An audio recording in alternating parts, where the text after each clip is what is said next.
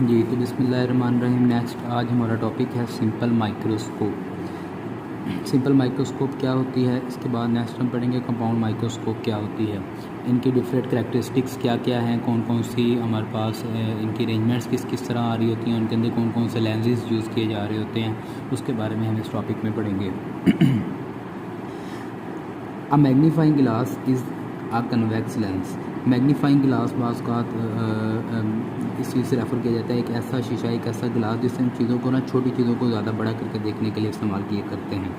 Which is use to produce the magnified image of small object. छोटी छोटी चीज़ों के बड़ी मैग्नीफाइड इमेज हासिल करने के लिए इस्तेमाल किया जाता है। This the object is placed near the lens. Object को लेंस के पास रखा जाता है। Then the principal focus near the lens, then the principal focus. Principal focus से के ऊपर क्या कहते हैं, उससे भी कम डिस्टेंस के ऊपर उसको प्लेस कर दिया जाता है। मतलब अगर किसी भी लेंस का फोकल पॉइंट जो है, प्रिंसिपल फोकस जो है वो इस डिस्टेंस के ऊपर है, तो जो ऑब्जेक्ट है उसको उससे कम डिस्टेंस के ऊपर प्लेस किया जाएगा। तो क्या होगा, सच डैट, तो इससे क्या होगा, एन अपराइट, एक सीधी वर्चुअल मतलब गैर की जो असल ना हो, रियल ना हो, एंड मैग्नीफाइंग बड़ी इमेज, असल से बड़े साइज़ वाली इमेज इस सीन हमें दिखाई देती है clearly at 25 centimetre from the normal eye. Normal eye से हम इसको ऑब्जर्व, इसकी कुछ अरेंजमेंट हमारे पास सिंपल सी इस तरह की है कि अगर हम अपनी आँख के सामने एक मैग्नीफाइंग ग्लास को रखें जो कि क्या होगा, कन्वेक्स लेंस होगा, और उसके बाद हम आगे एक ऑब्जेक्ट को प्लेस करें, तो उससे क्या होगा, हमें एक इमेज मिलेगी, लेकिन वो क्या है, होगी इसी साइड के ऊपर, इसलिए हम उसको कहेंगे वर्चुअल है। अगर इस साइड पे जाती तो वो हमारे पास रियल इमेज होती है, लेकिन अगर लेफ़्ट साइड के ऊपर रह जाए तो वो होगी तो वर्चुअल इमेज होगी, लेकिन क्या है, वो असल साइज़ से बड़ी इमेज है।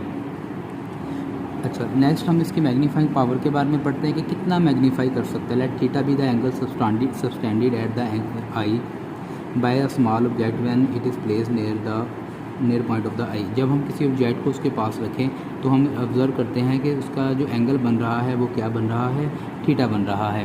तो अब if the object is now moved near to the eye, अगर ऑब्जेक्ट को हम पहले फॉर एग्जांपल अगर हमारा जो ऑब्जेक्ट है वो इतने डिस्टेंस के ऊपर पड़ा है, यहाँ डी डिस्टेंस तक पड़ा है, लेकिन उसका एंगल थीटा बन रहा है, लेकिन अगर हम क्या करें, उसको आई के करीब इस साइड के ऊपर लेकर आएँ, तो क्या होगा कि जैसे जैसे हम इसको पास लेके आते जाएंगे, ये एंगल थीटा जो है ये इंक्रीज़ होता जाएगा। अब इसका ना एंगल थीटा से चेंज होकर थीटा डैश पे चला जाएगा, ऑब्जेक्ट पास आ गया। तो हम कहते हैं कि when it is placed at the near point of the eye, if the object is now moved near to the eye, the angle of the eye will also increase।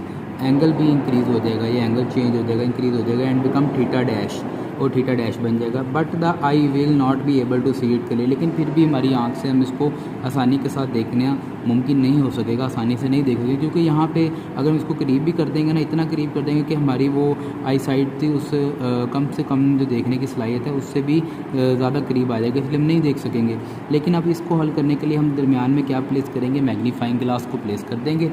तो क्या होगा, but the eye will not able to see it clearly in order to see the object clearly. Object को अगर हम clearly तौर पर देखना चाहते हैं तो हम क्या करेंगे, we put a convex lens, हम एक कन्वेक्स लेंस रखेंगे between the object and the eye, so that the lens make a large virtual image of the object at the near point of the eye. Eye के ऊपर उसका simple सी large image मिल जाएगी। The object appears magnified, object महसूस ऐसा होगा कि अपने असल साइज़ से क्या हो गया है, बड़ा हो गया। देखिए पहले इसका साइज़ इतना सा है, लेकिन जो वर्चुअल इमेज मिली है उसका साइज़ इतना है, उसकी हाइट जो है वो इंक्रीज़ हो गई है, तो असल साइज़ से हमें बड़ी इमेज मिलेगी। नेक्स्ट वो कहता है कि the magnifying power is in this case will be. अब मैग्नीफाइंग पावर कितनी होगी, मैग्नीफाइंग पावर दरअसल उस ऑब्जेक्ट के एंगल के ऊपर डिपेंड कर रहा होगा। देखिए पहले थीटा था एंगल, फिर थीटा डैश हो गया, अगर दोनों को डिवाइड करें तो मैग्नीफाइंग पावर आ जाएगी। Can be seen that the magnifying power is also given by. Magnifying power को हम इस तरह भी नोट कर सकते हैं, ये एक सेकंड फॉर्म है, इसको आपने याद रख लेना है कि थीटा डैश बाय थीटा जो है 1 + d बाय एफ। डी क्या चीज़ है, डी उसका ऑब्जेक्ट का डिस्टेंस है आई से, और जो एफ है वो उसकी फोकल लेंथ है, where f is the focal length of the lens and d is the near point of the eye. Eye से नियर पॉइंट कितने फासले के ऊपर उसको रखा गया। It is clear from the relation, इस रिलेशन से ये क्लियर है that the length of the shorter focal length, अगर किसी लेंस की फोकल लेंथ जो है वो कम हो जाए कम हो, शॉर्टर हो, will have the greater magnifying power, तो उसकी मैग्नीफाइंग पावर वैसे वैसे क्या करती जाएगी, इंक्रीज़ करती रहेगी। तो देखें मैग्नीफाइंग पावर और फोकल लेंथ एफ के अंदर कौन सा रिलेशन आ रहा है, इन्वर्सली प्रोपोर्शनल का रिलेशन आ रहा है। इन्वर्सली प्रोपोर्शनल का मतलब क्या है, अगर एक चीज़ कम हो तो दूसरी चीज़ क्या होगी, इंक्रीज़ कर जाएगी। ठीक है। Next resolving power. Resolving power क्या चीज़ होती है, the resolving power of an object, किसी ऑफ एन इंस्ट्रूमेंट, किसी भी इंस्ट्रूमेंट की जो रिजॉल्विंग पावर है, इज़ इट्स एबिलिटी, ये उसकी वो खसूसियत है, एबिलिटी टू डिस्टिंग्विश, जिससे वो क्या कर सकता है, वाज़े कर सकता है, फ़र्क कर सकता है between two closely placed object, दो करीब करीब रखे हुए ऑब्जेक्ट्स के दरमियान हमें फ़र्क करके बता दे, ये उसकी पावर रिजॉल्विंग पावर कहलाती है। और the point sources, in order to see the objects that are close together, कुछ ऐसे ऑब्जेक्ट्स जो बहुत करीब करीब रखे गए हों, वो यूज़ एंड इंस्ट्रूमेंट, हम एक इंस्ट्रूमेंट का इस्तेमाल करते हैं ऑफ हाई रिजॉल्विंग पावर, जिसकी रिजॉल्विंग पावर क्या होनी चाहिए, बहुत ज़्यादा। रिजॉल्व का मतलब है चीज़ों को वादे तौर पर देखना, लहदा करके देखना। For example we use high resolving power microscope, हम हाई रिजॉल्विंग पावर माइक्रोस्कोप को यूज़ कर लेते हैं टू सी टाइनी ऑर्गेनिज्म, छोटे छोटे ऑर्गेनिजम्स को देखने के लिए, जैसे कि बैक्टीरिया वगैरह हो गए, माइक्रो ऑर्गेनिजम्स मतलब हमारे पास मौजूद होते हैं। And telescope to view distant stars, और टेलीस्कोप को यूज़ करते हैं दूर के स्टार्स को, डिस्टेंस जो हमारे पास आम सिंपल आई से, नेकेड आई से हमें नज़र नहीं आते, लेकिन ऐसे स्टार्स जो हमारे पास इस यूनिवर्स में मौजूद हैं, हम टेलीस्कोप की मदद से उन दूर मौजूद ऑब्जेक्ट्स को देख सकते हैं। तो ये था हमारा सिंपल माइक्रोस्कोप। लेकिन सिंपल माइक्रोस्कोप की कुछ लिमिटेशंस हैं, इससे हम चीज़ों को मैग्नीफाई करके देख तो सकते हैं, लेकिन फिर भी हमारे पास में कुछ लिमिटेशंस रह जाती हैं। मतलब बहुत ज़्यादा, जैसे जब ऑब्जेक्ट्स का साइज़ कम हो जाता है, कुछ माइक्रो ऑर्गेनिज्म, कुछ बैक्टीरिया ऐसे होते हैं जो इतने छोटे होते हैं जो कि सिंपल माइक्रोस्कोप की मदद से दिखाई नहीं दे सकते, हम नहीं देख सकते। इसके लिए हम एक एडवांस इंस्ट्रूमेंट इस्तेमाल करते हैं जिसे हम कहते हैं कंपाउंड माइक्रोस्कोप। कंपाउंड माइक्रोस्कोप के बारे में पढ़ते हैं, क्या कहते हैं जी।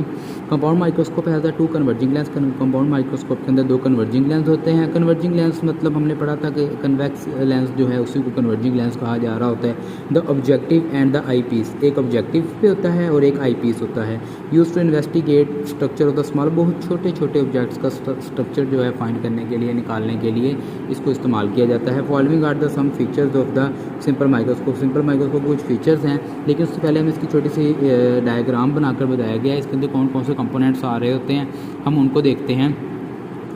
देखें जी, यहाँ पे आई पीस मौजूद है जहाँ से हम देख रहे हैं। इस साइड के ऊपर इसकी ट्यूब की बॉडी है। ऑब्जेक्टिव टरट है जिसकी वजह से हम इसको ऑब्जर्व कर रहे हैं। ऑब्जेक्टिव स्टेज है, स्टेजेस हैं जिसके ऊपर हमने मतलब उसको अपनी इसको मतलब डिफरेंट एंगल्स के ऊपर हम इसको ना अपने रिक्वायरमेंट के हिसाब से इसको एडजस्ट कर सकते हैं। कंडेंसर लैंप है, बेस होती है, इसका आर्म होता है, स्लाइड विद स्पेसिमेन, स्लाइड मौजूद होती है जिसके ऊपर स्पेसिमेन हम अपना नमूना वगैरह रखते हैं जिसको हमने ऑब्जर्व करना होता है। और इसके बाद ये इसकी दो तरह की नॉब्स लगी हुई होती हैं जिनको हम टाइट वगैरह कर सकते हैं। नेक्स्ट हमारे पास इसकी कुछ जो हमारे पास फीचर्स आ रहे हैं उनके अंदर पहले नंबर पे तो आता है it gives greater magnification than the single lens. देखिए हमने सिंपल माइक्रोस्कोप के अंदर अभी पढ़ा कि वहाँ पे एक सिंगल लेंस यूज़ किया जा रहा था, लेकिन अब इस माइक्रोस्कोप के अंदर डबल लेंस यूज़ किया जा रहा है, इसलिए इसकी मैग्नीफिकेशन क्या हो जाएगी, ग्रेटर होती है। द ऑब्जेक्टिव लेंस है the shorter focal length. Objective lens जो यूज़ है उसकी फोकल लेंथ जो है वो 1 सेंटीमीटर से भी कम होती है, और जो आई पीस है उसकी फोकल लेंथ फ्यू सेंटीमीटर तक होती है, तो 1 सेंटीमीटर से तो ज़्यादा होती है। लेकिन ये जो आपने याद ये रखना है कि जो हमारे पास ऑब्जेक्टिव है इसकी फोकल लेंथ 1 सेंटीमीटर से कम, तो कुछ इसके फीचर्स पूछे जा सकते हैं। ये हमारे पास एक यहाँ पे इम्पोर्टेंट शॉर्ट क्वेश्चन के तौर पर भी पूछा जाएगा, इस सवाल को आपने ऐसे ही याद रख लेना है। इसके बाद ये कंपाउंड माइक्रोस्कोप के बारे में शॉर्ट क्वेश्चन पूछा जा सकता है, किस लिए इस्तेमाल किया जाता है, रिजॉल्विंग पावर की डिफाइन हमसे पूछी जा सकती है, इसके दोनों फार्मूलाज आपको पता होना चाहिए। इसके बाद नेक्स्ट पीछे हमने अभी देखा तो इनके अंदर मैग्नीफाइंग ग्लास और इसके बारे में आपने इसकी डिटेल्स पढ़नी है और डायग्राम्स को आपको अच्छी तरह एक्सप्लेन करना आना चाहिए। अब इसके हम देखते हैं जी फिगर के अंदर कि कैसे ये रे डायग्राम से हमें कैसे इसकी बेहतर मैग्नीफिकेशन देता है। Magnification of the compound microscope, compound microscope की जो मैग्नीफिकेशन है, magnification can be determined through the रे डायग्राम। इसको रे डायग्राम से बड़ी इजीली हमें ऑब्जर्व कर सकते हैं। As shown in the figure 12.32 objective form the small image I1 inside the focal point of the eyepiece. अब यहाँ पे बात समझने वाली है। देखें हमारे पास अभी हम आई को भी इग्नोर करते हैं, आई पीस को भी इग्नोर करते हैं। हम सिर्फ इतना एरिया देखते हैं, सिर्फ ये चीज़ देखते हैं कि हमारे पास एक ऑब्जेक्ट मौजूद है जिसकी हाइट इतनी सी, छोटा सा ऑब्जेक्ट है, इसके सामने हमने एक कन्वर्जिंग लेंस या कन्वेक्स लेंस लगा दिया है। अब ये कन्वर्जिंग लेंस क्या करेगा, ये इस ऑब्जेक्ट की इस साइड के ऊपर real but inverted image form करेगा। देखें ये साइज़ छोटा था, ये साइज़ काफ़ी बड़ा है। I1 इमेज 1 पहली इमेज फॉर्म हुई है, ये यहाँ पे इसकी इमेज बना दी। बस ये इतना सिनेरियो अभी हम देख रहे हैं। Objective form a small image I1 inside the focal point of the eyepiece की। अब ये आई पीस वाली बात बाद में करते हैं, लेकिन ये यहाँ पे अभी हम इतनी बात की है कि ऑब्जेक्ट का एक छोटा सा इमेज हमारे पास फॉर्म हो गया इस साइड के ऊपर। अब चूँकि इसका जो इमेज फॉर्म हुआ है ये इस आई पीस वाले बड़े वाले लेंस की फोकल लेंथ के अंदर है। देखिए इसकी फोकल लेंथ ये एफ ई का मतलब आई पीस की, एफ का मतलब फोकल है, इसकी फोकल लेंथ इसके अंदर है। तो अगर कोई ऑब्जेक्ट इसकी कोई भी हमारे पास इमेज वगैरह है वो इसकी फोकल लेंथ के अंदर आ रहा है, तो अब ये जो इस ऑब्जेक्ट की इधर इमेज I1 बनी है ना, ये इमेज इस लेंस के लिए एक ऑब्जेक्ट का काम करेगी। और अब अगर ये इसके लिए ऑब्जेक्ट का काम करेगी तो जैसे ही रेज इसके साथ जाके टकराएंगी, ये क्या करेगा, उसको इस साइड पे रिफ्लेक्ट कर देगा। रेज इस साइड पे जाके टकराएंगे, इसको रिफ्लेक्ट कर देगा। तो क्या होगा, and the image act as the object for the eyepiece and the final larger image I2 is formed outside the focal point of the object। Objective के इस ऑब्जेक्टिव वाले लेंस के फोकल पॉइंट से भी ज़्यादा distance के ऊपर जाकर हमें एक I2 इमेज मिलेगी। I2 से इसको डिनोट करेंगे, इमेज नंबर 2 है, लेकिन ये हमारी फाइनल इमेज होगी। ये फाइनल इमेज है। अब देखें, अब जो ऑब्जेक्ट दिया गया था उसका डिस्टेंस कितना था, छोटा सा, उसकी हाइट कितनी थी, छोटी सी थी, लेकिन जो उसकी हमें इमेज मिली है बहुत बड़ी मिली है, फाइनल इमेज बहुत बड़ी है। इससे क्या होगा, बहुत जो छोटी छोटी सी हमारे पास चीज़ें होती हैं हम उनका साइज़ क्या करते हैं, छोटी चीज़ों का साइज़ बड़ा करके देख सकते हैं तसल्ली के साथ। इसलिए मतलब हम कहते हैं कि सिंपल माइक्रोस्कोप की निस्बत कंपाउंड माइक्रोस्कोप की जो हमारे पास मैग्नीफिकेशन होती है ये ज़्यादा होती है। अच्छा, जिस तरह हमने सिंपल माइक्रोस्कोप में पढ़ा था कि एक मैग्नीफिकेशन का फॉर्मूला होता है, इसी तरह हम कंपाउंड माइक्रोस्कोप के लिए भी देख सकते हैं। The magnification of the compound microscope is given by m is equal to L/F O या F0, FO भी पढ़ लें इसको, इंटू 1+D/FE। अब इसमें टर्म्स कौन कौन सी आ रही हैं। L क्या है, L is the length of the compound microscope. L क्या है, कंपाउंड माइक्रोस्कोप की लेंथ है, which is equal to the distance between objective and the eyepiece. Objective और आई पीस के दरमियान जो हमारे पास डिस्टेंस आ रहा है उसको हम L कहते हैं। मतलब ये ऑब्जेक्टिव और ये आई पीस दोनों के दरमियान जितना भी डिस्टेंस उसको हम L से डिनोट करेंगे। नेक्स्ट टर्म हमारे पास आ रही है D is the distance of the final image. Final image जहाँ पे हमारी फॉर्म हुई है उसका जो डिस्टेंस है I से, उसको हम D से डिनोट करेंगे।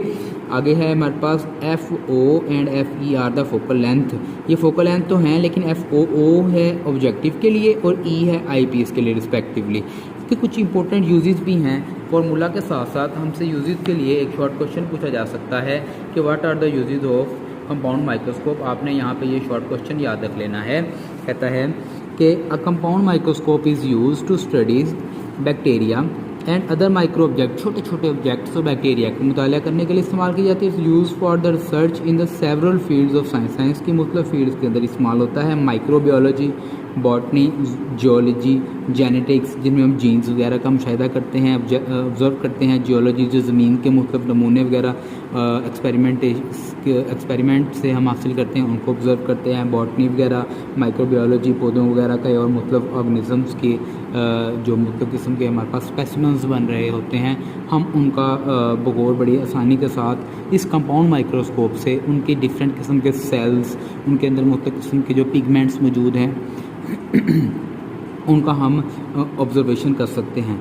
तो आज के लेक्चर के अंदर हमने दो चीज़ें पढ़ी। एक हमने देखा कि सिंपल माइक्रोस्कोप क्या होती है, इसकी मैग्नीफाइंग पावर कितनी है, और हम इससे रिजोल्विंग पावर को कैसे डिफ़ाइन कर सकते हैं। नेक्स्ट हमने कहा कि सिंपल माइक्रोस्कोप है तो बेहतर हमारे लिए, लेकिन हमें इससे भी अगर ज़्यादा मैग्नीफिकेशन चाहिए तो हम कौन सी माइक्रोस्कोप यूज़ करेंगे, कंपाउंड माइक्रोस्कोप। कंपाउंड माइक्रोस्कोप की हमने डिफ़ाइन देखी, इसकी फिगर देखी, इसके लिए हमने इसके कुछ खास फीचर्स देखे, इसकी हमने मैग्नीफिकेशन देखी क्या होती है, इसके फार्मूला देखा और इसके यूजेस देखे। तो इस टॉपिक को आपने बड़ी अच्छी तरीके से देख लेना है।